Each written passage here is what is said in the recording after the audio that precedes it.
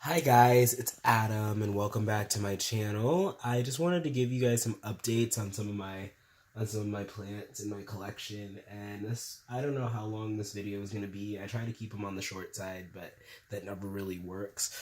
But I guess we'll start here and just kind of just look at stuff. Some of the stuff there isn't really much of an update on, but there are some that are just doing some new things, and I just want to fill you guys in. So my Aloe Blizzard has a bunch of new pups, as you can see. Yeah, so I'm really happy and excited that there's so many new pups. Hopefully I'll get to propagate them. But yeah, there's so many on here. You can just see that this pot is bursting. I'm probably going to divide a couple of them, but then I'm also going to, along with dividing it, I also definitely want to keep some of them in there and then just move this whole thing to a bigger pot, because I definitely like the look of these aloes, and I really do like the way they look in like a clump. And then of course this one's getting so big. This was like the mother. This is like the mother plant, and I've divided a couple pieces off of this, but I really want to keep going with that. Also, these, what are these called? Haworthias are getting some new pups on them as well, especially this guy here. And then if you look closely, there's some new ones around the edge of this little guy. My Gasteria, as always, has pups. And then a really nice thing that I have right here, my Echeveria olivia, which is becoming one of my favorite plants very quickly, has these beautiful, they're very, very pale yellow blooms on them, and they are just stunning, absolutely delightful. I love them so much. And I love how the outsides of these buds, some of them are like pink and they're like blushy, and then the inside of them is kind of red. And that isn't the case on this flower, but on some of the flower stalks it is. One thing I do need to do is get rid of the dried leaves, because mealybugs like to camp out in those. My Kalanchoe Fantastic is rooting, or sorry, not rooting, but it's really starting to establish itself in this little pot, and when it outgrows this pot, I will definitely be repotting it, and hopefully that happens soon, because the non-variegated version of this plant, the regular potted plants, grow very fast, so hopefully once spring hits, this thing will grow fast. Not really much happening on this guy, but my Coral Fire Aloe has some puppage going on here, some new little offsets. My bedside table, I don't even have room for a glass of water on here right now. I have some loose change. But yeah, so not much new happening with some of this stuff. My giant Crimson Queen Hoya, I've heard from some places that it's a good idea to remove like all of the solid green branches, because apparently it will revert back to its normal just solid green. And a lot of the new growth I've seen though is still variegated like this, so I don't really think that it's much of a problem, but I'm considering chopping it. But at the same time, I also feel like that would remove, like 75% of this plant, but I'm not sure. Maybe it is reverting and I should do that, but I don't know if that stops it, so I'm going to look into that. Other stuff, doing pretty well, but not much is happening, but this is my Crimson Princess. I think I said Queen, but this is the Crimson Queen, and it's got new leaves coming in, absolutely gorgeous. My DS70 had about 27 buds on this peduncle, and it bursted again. And I've heard that these flowers are supposed to smell like coffee, so every time it bursts, which it's done this twice, I just get really It just, it's a little upsetting, but it's okay. My salsa Rex begonia has one leaf left on it, and it doesn't feel like it's rotting at all. So that's a good sign. But the soil also doesn't look very well draining, so I'm going to remix some soil and add some perlite because that's not really appropriate to have a begonia in. But there is one leaf, and it looks like it's starting to form some new buds, so I'm just going to leave it be for a while and see how it does because it was beautiful and full when I bought it, and then of course since it's a Rex begonia, it had to just drop all of its leaves the week after I took it home. So then my angel wing begonia, my Lucerna, doing absolutely fantastic. There is a whole new shoot growing out of here, and another one forming on the stem. Pubicalis, or however you say it, another Hoya got a new growth bud, so that's that. Some other things. I'm only doing my bedroom tour. I got rid of the mealy bugs on here. My passion flower. And I only had to treat it for one day. All I had to do was use some rubbing alcohol. But yeah, so I'm good on that.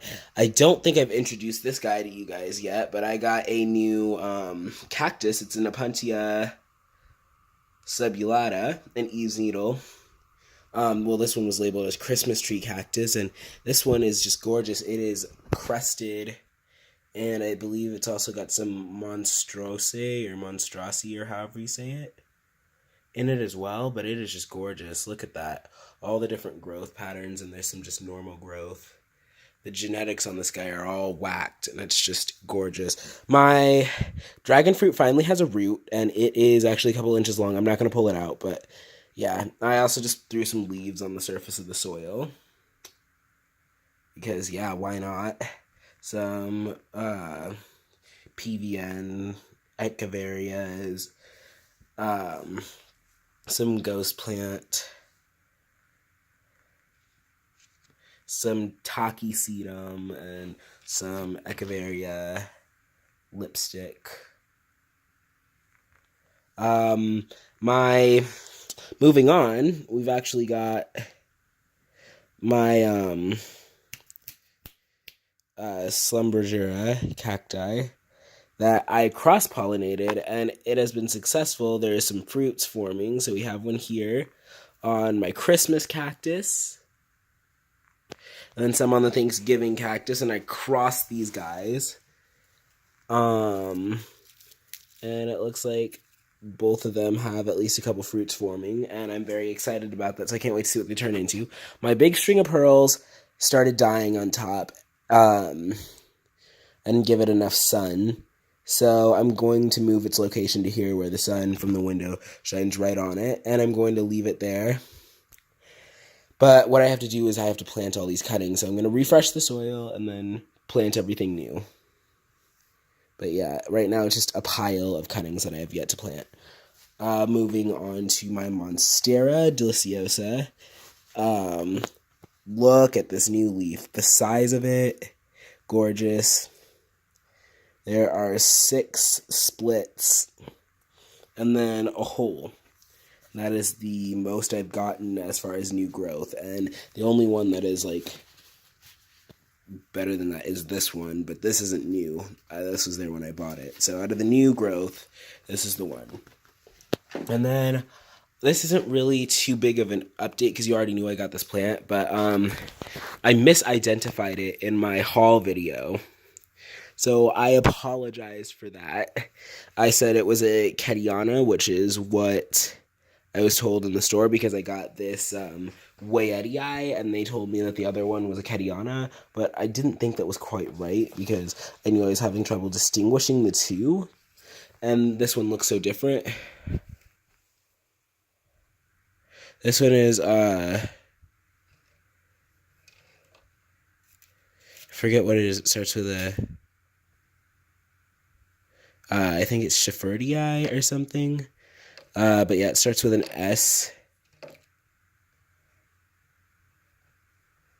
And it is just beautiful. And look at that. This tendril here is just growing so well, so big, so fast. And then this little guy that is dying behind my my TV here is my Calathea ornata, and apparently my bedside was giving it too much sun, and so the entire thing was dying. So I added some rocks to the surface of the soil just to, you know, distract from the fact that it was looking awful, and I moved it, and I gave it a lot of water, and it's still heavy, so I think it's still got enough, but I'm just gonna stick my finger into the soil anyways. But I've been watering it a lot more, and I took it out of the sunlight, and a leaf is actually uncurled, so that gives me hope that I might not have completely killed this thing. The funny thing is, too, it was growing for me so well, and then I was like, I read an article about how hard calatheas are to take care of, and you know me, I sometimes talk to my plant, so I was sitting on my bed, and I turned to my bedside table, and I looked at the plant and said, "That's really funny, you're not difficult at all." And then the next, or literally, that was like in the morning, and then when I came home from school, I came back, and it was all curled up, and I'm like, oh god, what have I done? I got cocky. So yeah. And then last but not least, in this update video, I'm going to put in my African violets. So some of them are doing really well. Others are a bit curled up, but they're making a comeback. They're bouncing back well. Like these two are really bouncing back especially well.